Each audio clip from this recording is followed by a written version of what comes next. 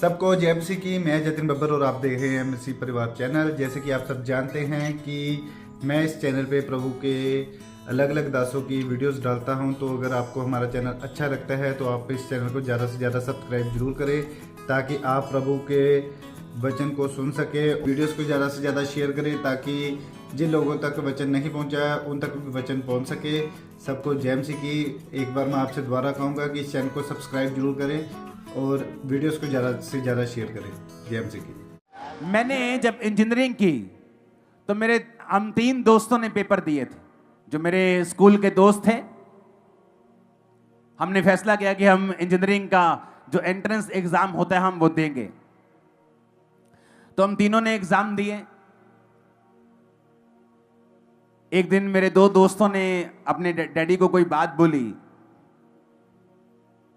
कि हम इसके साथ स्टडी नहीं करना चाहते हैं, क्योंकि ये कॉम्पिटिटिव एग्जाम है, सीटें थोड़ी हैं, पाने वाले ज्यादा हैं।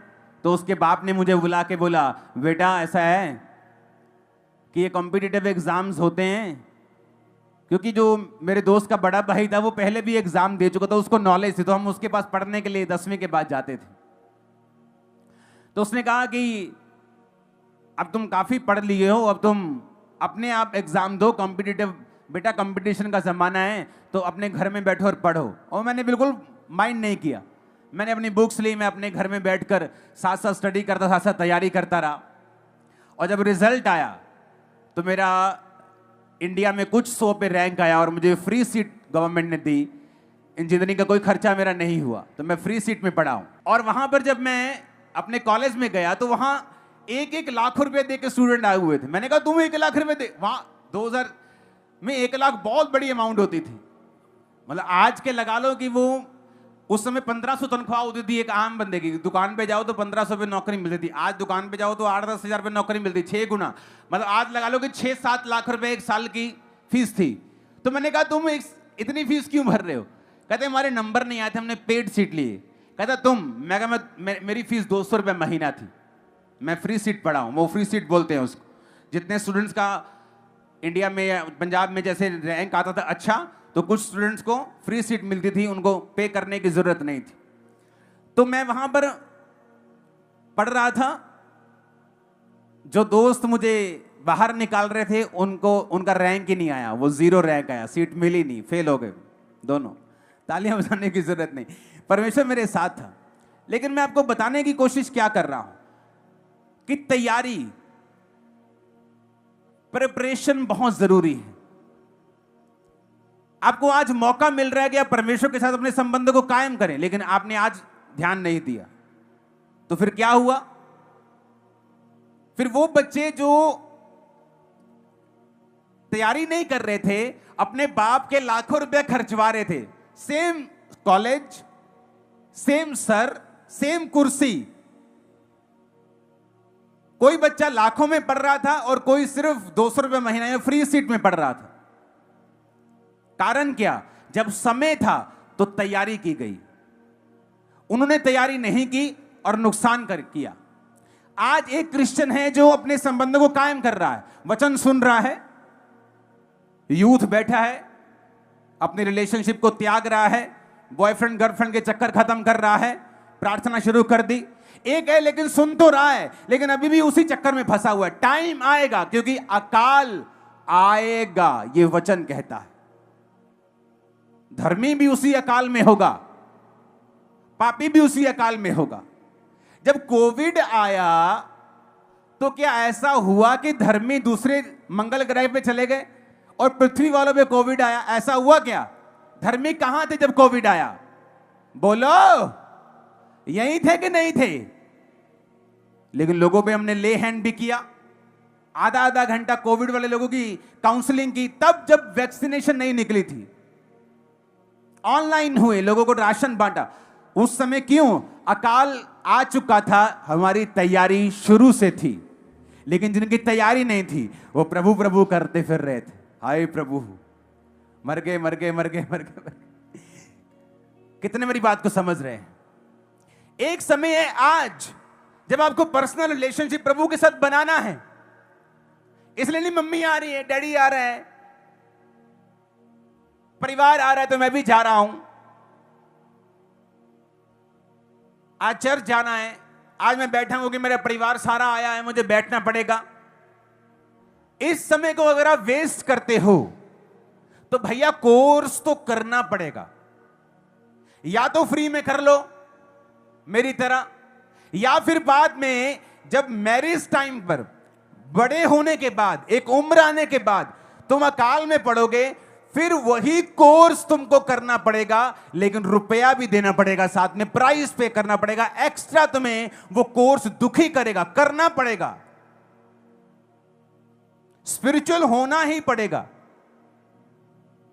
फिर वो लड़की, वो लड़का जो आज परिवार की वजह से क्रिश्चियन हो रहा है, चर्च में आ रहा है, तब उसे अपने पर्सनल रिलेशनशिप प्रभु के साथ बिल्ड करने पड़ेंगे, क्योंकि अब प्रभु ये चाहता है उसकी लाइफ में, तब परमेश्वर उसे छुटकारा देगा। तो क्यों नहीं वो पर्सनल रिलेशनशिप जो बाद में छितर खा के करनी है, अब कर ली जाए। परमेश्वर ने मुझसे साफ कहा है आप लोगों के लिए आज कि अगर चर्च अपना पर्सनल रिलेशनशिप मेरे साथ नहीं बनाएगी, वो छुटकारा हासिल नहीं कर पाएगी। आपने प्रेयर रिसीव किया, आप हील हो गए, बिकॉज गॉड इज गुड। आपने प्रेयर की, आप डिलीवर हो गए, बिकॉज गॉड इज गुड। वो अच्छा है, वो भला है।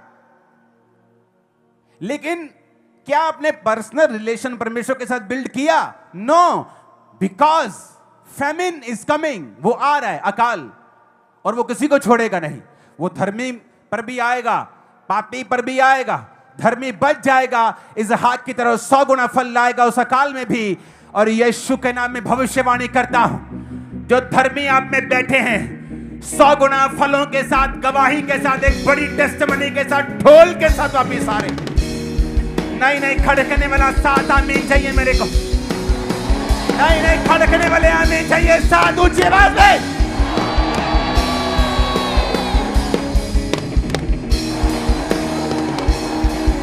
हालेलुया, ऊंची आवाज में हालेलुया बोलो जरा। नहीं नहीं, ऊंची आवाज में हालेलुया बोलो।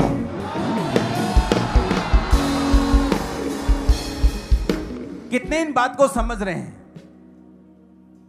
कि अब बेटा आज आ तो गए मम्मी के कहने के ऊपर, पर तुमको आज समझ आ रही है कि परमेश्वर तुम्हारी जिंदगी से भी क्या चाहता है। आज आ तो गए हो पापा के कहने पर, भाई के कहने पर, या वॉलंटियर हो, या काम करते हो, या स्टाफ हो, बैठे हो, लेकिन बेटा कोर्स करना पड़ेगा। अच्छा है कि अभी कर लो, फ्री सीट पे कर लो, पेड सीट पे करोगे यही course, same course, special teacher नहीं होंगे, स्पेशल कॉलेज नहीं होगा, स्पेशल ट्रीटमेंट भी नहीं मिलेगा। इसी कोर्स को करना पड़ेगा, पर पैसा देकर, दुखी होकर करना पड़ेगा। अगर तो टाइम पर बिल उतार दो तो फिर तो ठीक है, अगर टाइम पे मत उतारो तो साथ में क्या पड़ता है? क्या पड़ता है? फाइन पड़ता है। या तो अभी कोर्स कर लो और प्रभु के साथ में पर्सनल रिलेशनशिप बना लो, बाइबल पढ़ो सुबह उठकर, पाप को छोड़ो, वचन को पढ़ो, प्रार्थना को करो, प्रभु के साथ अपने पर्सनल रिलेशन को कायम करो। ये नहीं हाँ मेरी वाइफ जाती है चर्च, क्या तुम्हारा, कई लोग आप देखोगे क्रिश्चियन बीमार रहते हैं, अच्छे लोग हैं, प्रार्थना करते, पर्सनल प्रभु के साथ कोई रिलेशनशिप नहीं। आज वाइफ बोल दे कि नहीं मुझे डेरे पे जाना है, बोलेंगे चलो ठीक है। अपना कोई रिलेशनशिप प्रभु के साथ नहीं है, और इसीलिए वो छुटकारा भी उनकी लाइफ में नहीं होता। अगर बीमारी है तो बनी हुई है, क्रिश्चियन होने के बावजूद, ले हैंड के बावजूद, क्योंकि अपना पर्सनल रिलेशनशिप आपको बनाना जरूरी है। खुद प्रेयर करना, बाइबल पढ़ना, प्रभु की इच्छा को जानना कि वचन में परमेश्वर आज मुझसे क्या बात करते हैं, अगर आपके अंदर स्पिरिचुअल लाइफ में बढ़ने की इच्छा नहीं है तो इसका मतलब आप में परमेश्वर के साथ संबंध नहीं बनाए हैं, आपके पर्सनल रिलेशन प्रभु के साथ नहीं हैं। अगर आपकी स्पिरिचुअलिटी, आपकी क्रिश्चियन लाइफ सिर्फ छुटकारा, वीजा, चंगियाई, बरकत तक सीमित है और आप स्पिरिचुअल लाइफ में बढ़ना नहीं चाहते हैं तो आप अभी परमेश्वर के साथ पर्सनल रिलेशनशिप में नहीं गए हैं। यह निशानी है। आपको सिर्फ बेबी चाहिए, आपको सिर्फ बरकत चाहिए, प्रभु दे सकता है, वो दे रहा है, वो देगा, वो लोगों को देता है, ये उसका भलापन है। बाइबल कहती है उसने 10 कोढ़ियों को चंगा किया, वापस एक धन्यवाद करने के लिए 9 नहीं आए, लेकिन वो फिर भी लोगों को चंगा करता रहा क्योंकि वो भला परमेश्वर, वो चंगा करने वाला परमेश्वर है।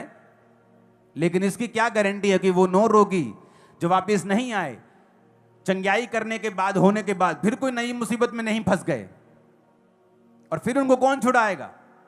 लेकिन एक जो वापस आके धन्यवाद करने लगा और प्रभु का धन्यवाद करके उसके साथ संबंध को कायम किया, ये गारंटी है जब दूसरी प्रॉब्लम आएगी वो उसी तरह छुड़ाया जाएगा जिस तरह पहली प्रॉब्लम से छुड़ाया गया था।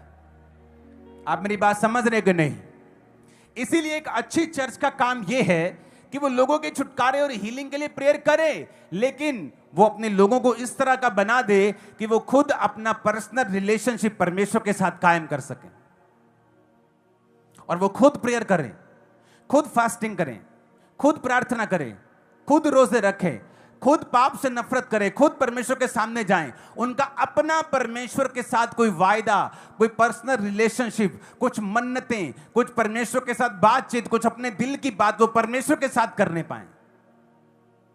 कान खुल रहे हैं कि नहीं? हाथों को उठाकर खुल रहे हैं तो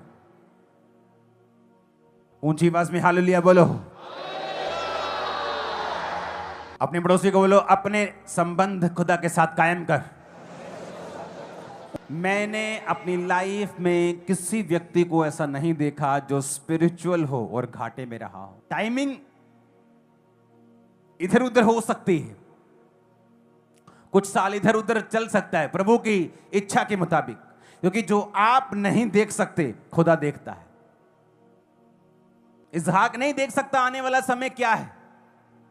किसी को कोविड आने से पहले मालूम नहीं था कोविड आएगा, लेकिन जो धर्मी थे वो तैयार थे, वो घबराए नहीं, कोविड आने के ऊपर घबराए नहीं, भागे नहीं, छुपे नहीं। जो लोग नई नई चर्चेस को देखते हैं, जैसे बोलते हैं ये कहां थे जब कोविड था, कमेंट करने से पहले फेसबुक मेरी निकाल के देख लेना कोविड टाइम की मैं कहां था, मालूम हो जाएगा। और वहां ही पड़ी है लाइव चीजें। और पंजाब पुलिस हमारे साथ होती थी, सरकार हमारे साथ होती थी। और तब नहीं जब वैक्सीन निकल आई, पहली लहर की बात कर रहा हूं, जब डर के मारे हाथ पैर कांप रहे थे, लोग घरों में बैठे थे।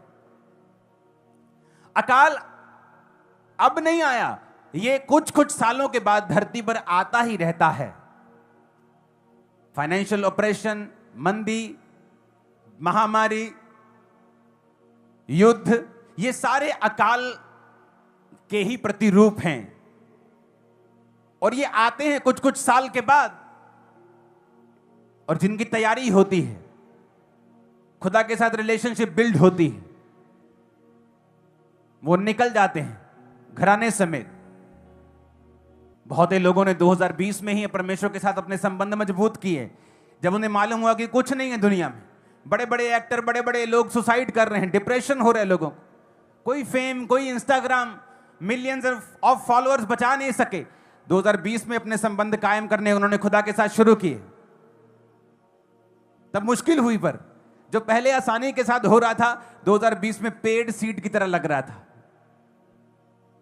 तो अच्छा यह है, आज अभी जहां मैं हूं, बुढ़ापे में हूं, जवानी में हूं, शादीशुदा हूं, कुंवारा हूं, अमीर हूं, गरीब हूं, आज से ही प्रभु के साथ अपना पर्सनल नाता मैं कायम कर लूं।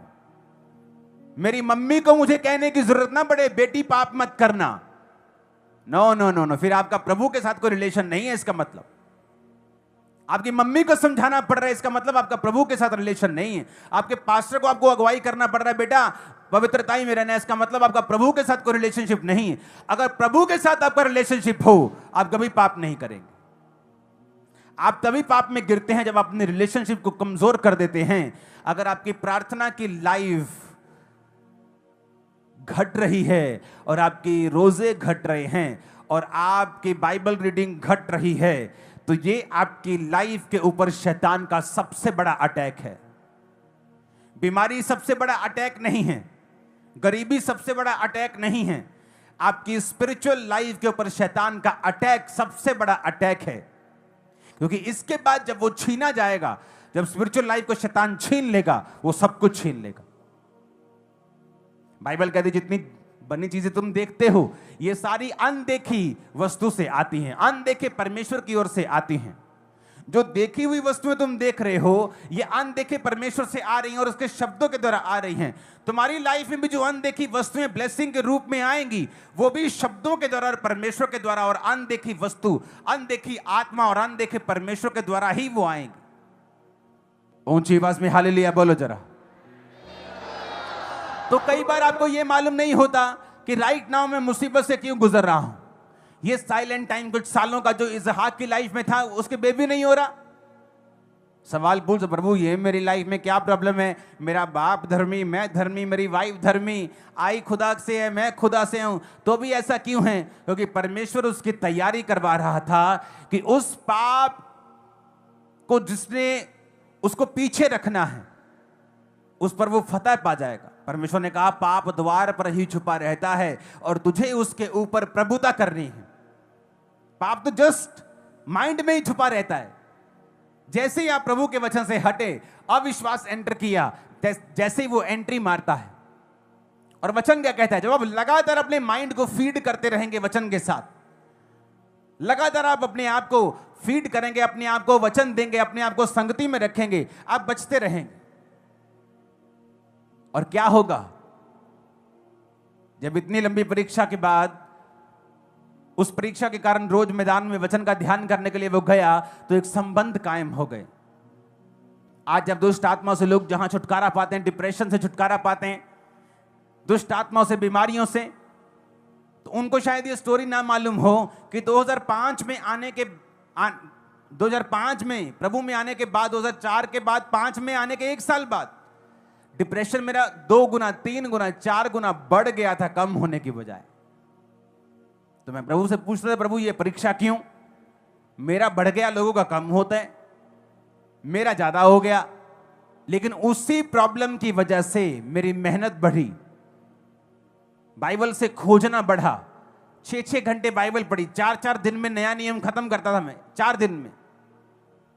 क्योंकि डिप्रेशन से मुझे फ्री महसूस होता था जब मैं बाइबल पढ़ता था। मसीह में आने से पहले डिप्रेशन से फ्री होना होता था तो नशे करता था, तो हर टाइम नशे में रहता था, तो डिप्रेशन से ऐसे लगता था कि ठीक है, लेकिन कब तक नशे में रह लोगे? पेन किलर्स कब तक खा लोगे? अगर बॉडी में दर्द है, आप पेन किलर खा ही जाओगे, एक दिन पेन किलर भी काम करना बंद कर देता है। अगर उसका इलाज नहीं करोगे दर्द का परमानेंट, तो परमानेंट इलाज क्या है? परमेश्वर के साथ रिलेशनशिप कायम करना। तो रिलेशनशिप मैंने कायम की, अपनी प्रार्थना को 15 मिनट से लेके 45 मिनट किया, 45 मिनट से लेके 2 घंटे किया, 2 घंटे से लेके 5 घंटे किया, रिलेशनशिप को बिल्ड किया। और एक समय आया जब परमेश्वर ने उस दुष्ट आत्मा से मुझे आजाद किया, और आज हजारों लोग आजाद हो रहे हैं। क्यों? अगर वो आज लोग आजाद नहीं होते, अगर मैं ये बात सीखता नहीं, तो सीखता कैसे? परीक्षा में। जो कुछ भी आपके जीवन में घट रहा है, अगर आप उसके बारे में क्वेश्चन कम करेंगे और प्रेयर ज्यादा करेंगे, सवाल जवाब कम करेंगे, प्रभु के साथ बहस कम करेंगे, प्रार्थना ज्यादा करेंगे और संबंध ज्यादा कायम करेंगे, तो जल्दी आप एक बड़े छुटकारे को, परमानेंट छुटकारे को अपनी लाइफ, अपने परिवार, अपने फाइनेंस, अपनी बॉडी, अपनी स्पिरिट के ऊपर आता हुआ देखेंगे। खड़कने वाला आमीन चाहिए चर्च मेरे को। हालेलुया। हमारा परमेश्वर जो जेंटल परमेश्वर है और थोपता नहीं है, वो आज आपको मौका दे रहा है कि या तो अपने आप रिलेशनशिप कायम कर लो और फ्री सीट में आ जाओ और कोर्स पूरा कर लो, या फिर कुछ साल रुक कर पेड सीट में जाना, वही कोर्स को ज्यादा दुखी होकर करना। लेकिन जब छोटा बच्चा एबीसी नहीं पढ़ता और बड़े हो गए उसे मालूम होता है कि मुझे बाइबल पढ़नी है, भाई मुझे तो क ख आना चाहिए, उड़ा अड़ा आना चाहिए, एबीसी आनी चाहिए। जब बड़ा बच्चा ट्यूशन रखता है उसे कुछ कुछ शर्म महसूस होती है।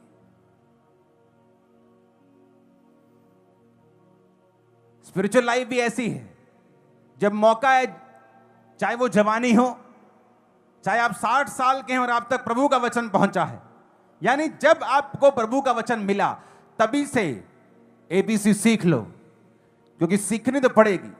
10 साल बाद सीखेंगे तो शर्मिंदा हो होकर सीखेंगे। लोग क्वेश्चन करेंगे, तेरा पति ऐसा कैसे निकला, तू क्रिश्चियन है, तेरी वाइफ ऐसे कैसी हो गई। लेकिन अगर अभी कर लेंगे तो शर्मिंदा नहीं होंगे। बाद में वही एबीसी करेंगे, कोर्स करेंगे तो शर्मिंदा हो होकर करेंगे। करनी वही एबीसी है, करना वही कोर्स है। अभी कर लेंगे तो वेल एंड गुड है, ब्लेस्ड है, प्राउड होगा। बाद में करेंगे तो करना तो पड़ेगा। आज आपका चर्च में आना मुबारक हुआ है। मैं जानता हूं इस वचन के जरिए हजारों लोग तौबा करेंगे और समझ जाएंगे कि भाई साहब रास्ता यही है। अब जब थोड़ा पानी आ रहा है तो निकल जाओ, जब ज्यादा पानी आएगा निकलना तब भी पड़ेगा। अब तो थोड़े छींटे पड़ के निकल जाएंगे, लेकिन बाद में पूरे गीले होकर निकलना पड़ेगा। तो फैसला प्रभु आप पे छोड़ते हैं। उसने कभी किसी के साथ जबरदस्ती नहीं की। उसने कहा अगर दिल के दरवाजे को खोलेगा, मैं तेरे भीतर आऊंगा, तुझे खाना दूंगा, तो मेरे साथ खाएगा, मैं तेरे साथ खाऊंगा। ये उसने अन्य जातियों के लिए नहीं बोला है, कलीसिया को बोला है। क्रिश्चियन जो ऑलरेडी मसीह में हैं और दिल का दरवाजा अभी बंद है, उसने कहा मैं तेरे साथ खाना खाऊंगा, यानी सीक्रेट शेयर करूंगा, ग्लोरियस लाइफ दूंगा, शानदार जिंदगी दूंगा। खाने का मतलब हीलिंग भी है, चंगाई भी है, स्पिरिचुअल रेवलेशन भी है, सीक्रेट्स भी हैं, ग्लोरियस लाइफ भी है, रिवॉर्ड भी है। लेकिन अगर दिल का दरवाजा खुलेगा तो